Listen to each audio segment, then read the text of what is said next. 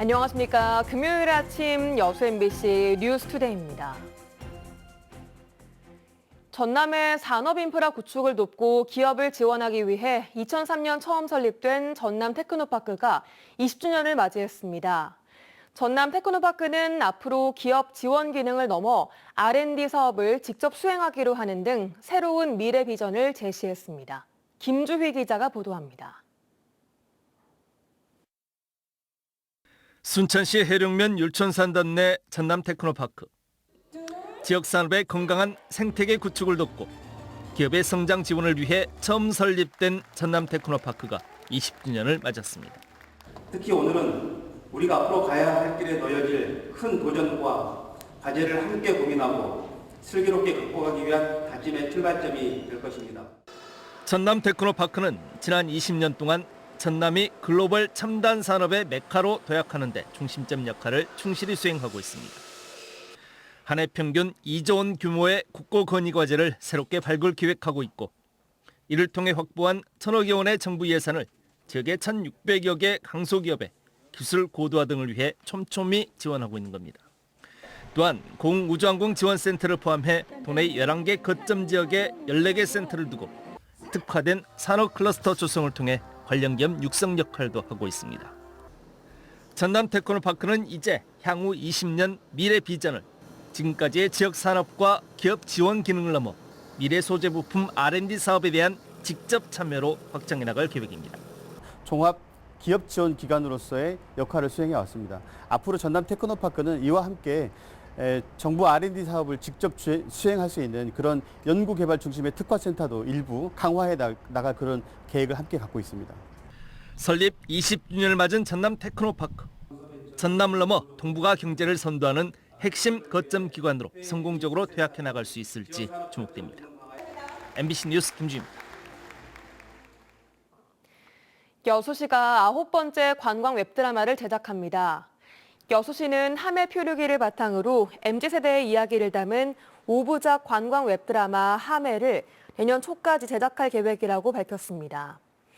여수 관광 웹드라마는 지난 2016년 신직기의 사랑 이야기를 시작으로 지금까지 모두 8편이 제작됐습니다. 부동산 시장이 얼어붙으면서 광주의 아파트 매매가 역대 최저를 기록하는 등 거래 절벽으로 내몰리고 있습니다. 고금리로 매수 심리가 크게 위축된 데다 원자재가 인상 등으로 분양가 상승률이 전국 최고수를 보이는 등 악재가 겹쳤기 때문입니다. 한신구 기자의 보도입니다. 광주의 한 공인중개사 사무소. 집이나 상가를 내놓겠다는 매물은 쌓여가는데 사겠다는 사람은 찾아보기 힘듭니다. 예전엔 문이 남아 있었지만 요즘은 그마저도 뚝 끊겨서 그야말로 개점 휴업 상태의 다름 아닙니다. 쌓여있는 물건은 많은데 안 팔려 나가고 있는 현재 상태죠. 6개월 정도의 한두 건이라고 이렇게. 겨울철 비수기인데다 고금리와 고물가 등 심각한 경제 상황 때문인데 요즘 부동산 시장은 그야말로 겨울 한파보다도 더 차갑습니다.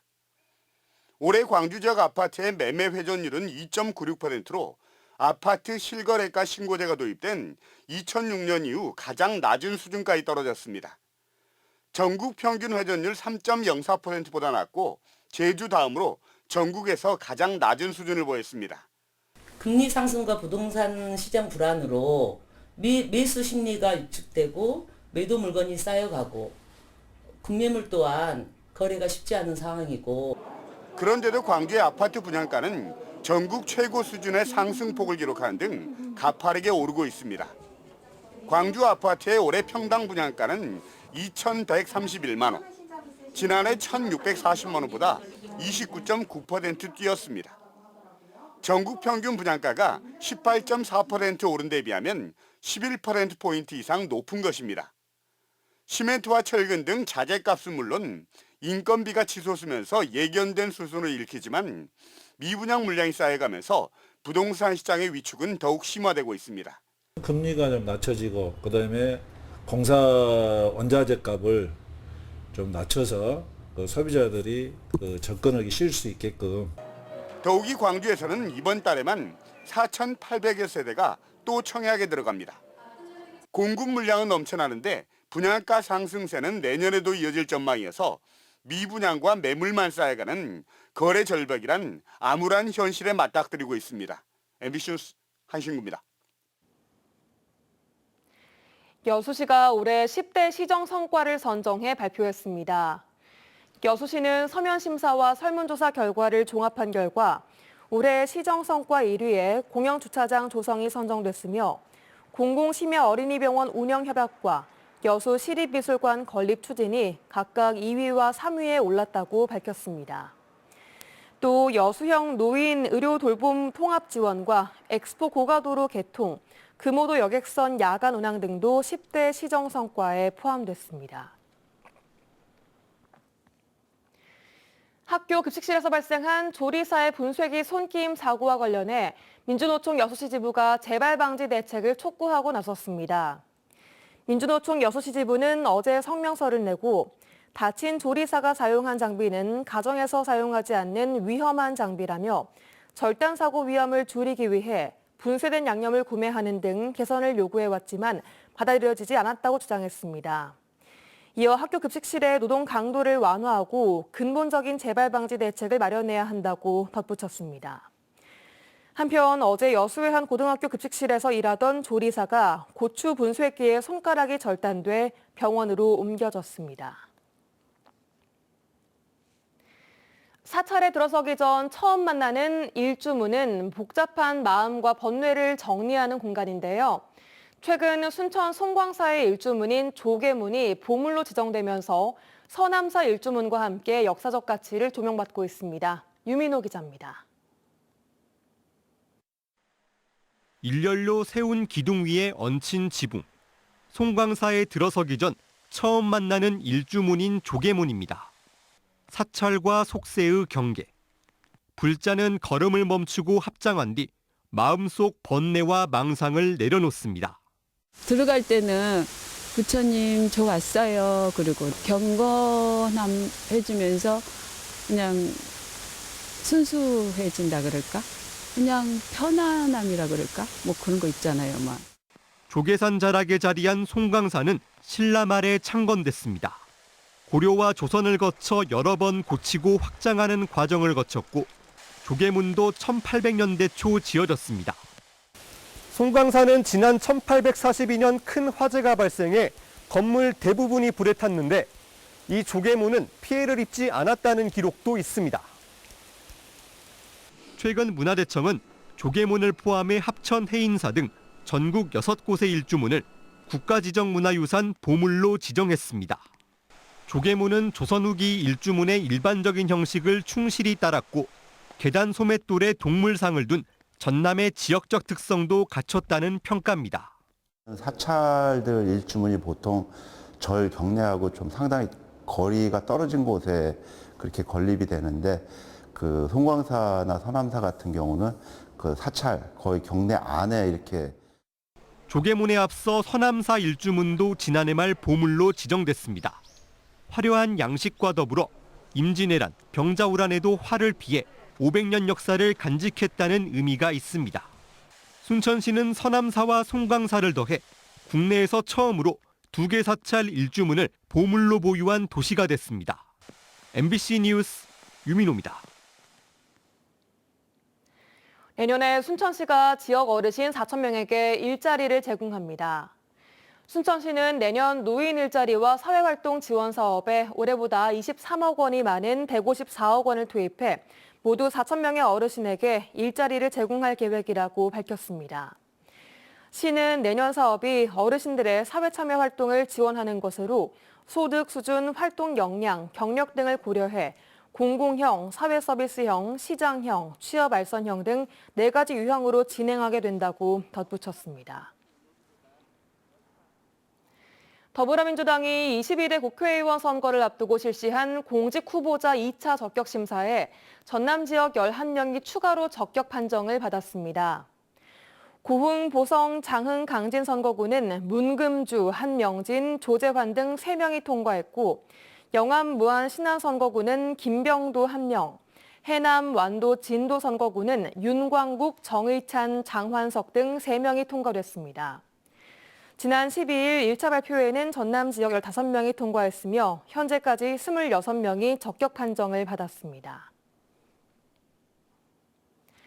총선을 앞두고 선거제 결정이 지연되는 일 예사였죠. 이번에도 다를 바 없을 것으로 보입니다. 어제 당론을 결정하기로 했던 민주당이 결국 답을 내리지 못했습니다. 신당, 개파를 둘러싼 갈등까지 더해져 지역 정치권 상황이 한 치 앞도 내다보기 어려운 모양새입니다. 보도에 주현정 기자입니다. 현재에 준하는 연동형 보수냐, 이재명 대표가 시사한 병립형 회기냐, 내년 총선에 적용할 비례대표 선출 방식에 대해 답을 내놓기로 했던 더불어민주당이 결론을 이끌어내지 못했습니다. 병립형에 기반한 이기는 선거를 해야 한다는 측과 민주당 대선 공약이었던 연동형 확대를 주장하는 측이 팽팽하게 맞선 겁니다. 민주당 지지세가 강한 호남의 이 후보 예정자들은 속이 타들어갑니다. 현역 의원들의 이익을 위해서 이걸 늦춰버리면 국민들은 정치에 대한 불신, 정치에 대한 관심을 거둬들이게 되는 문제가 발생할 수가 있습니다. 민주당은 다음 주 선거제 개편 방안을 결정해 올해 말까지 국민의힘과 합의를 이끌어내겠다고 밝혔지만 격해지는 당내 갈등 탓에 쉽게 답을 찾긴 어려워 보입니다. 신당 여부 역시 또 다른 갈등 요인입니다. 내년 초 민주당을 탈당해 신당 창당을 기정사실화한 이낙연 변수 때문입니다. 지역의 현역 국회의원이자 한때 친이낙연계로 구분됐던 이계호, 이병훈 의원마저 신당 반대와 불참 의사를 밝히며 거리 두기에 나섰습니다.